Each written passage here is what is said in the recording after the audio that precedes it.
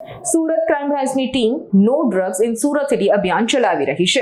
ત્યારે બાતમીના આધારે ભાટીનાનો કુખ્યાત ગુનેગાર જમીલ જંગલીના ઘરે ક્રાઇમ બ્રાન્ચે રેડ કરી હતી અને 12.54 ગ્રામ એમડી ડ્રગ્સ સાથે ધરપકડ કરી હતી। તેની સાથે માથાભારે તૌફિક પટેલ અને રેહાન ખાનને પણ ઝડપી લેવાયા હતા। અહીંથી પોલીસે સ્ટારલાઇન વોટરની 11 શીશી અને 35 ઇન્સ્યુલિન ઇન્જેક્શન કબજે કર્યા હતા।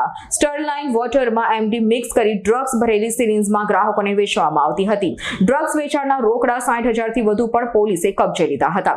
તો આ અંગે ડીસીપીએ જણાવ્યું હતું કે ક્રાઇમ બ્રાન્ચે શનિવારે સાંજે ભાટીના પંચશીલ નગરમાં રહેતા માથાભારે જમીલ ઉર્ફે જંગલી અમીર ખાનના ઘરે રેડ કરી હતી।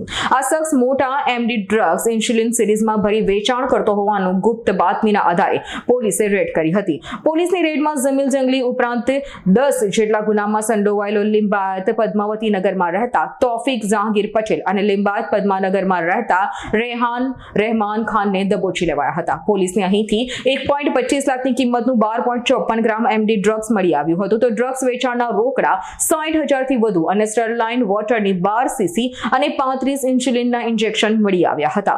નશો કરતા આવતા ગ્રાહકોને અહીંથી એમડી ડ્રગ્સની પડીકીના બદલે સીધું જ 3 થી 5,000 રૂપિયામાં લિક્વિડ સ્વરૂપે ઇન્જેક્શન સિરિંજ અપાતું હોવાનો ખુલાસો થયો હતો। આ નવી ટેકનિકથી બહાર આવતા મામલો ગંભીર બન્યો હતો।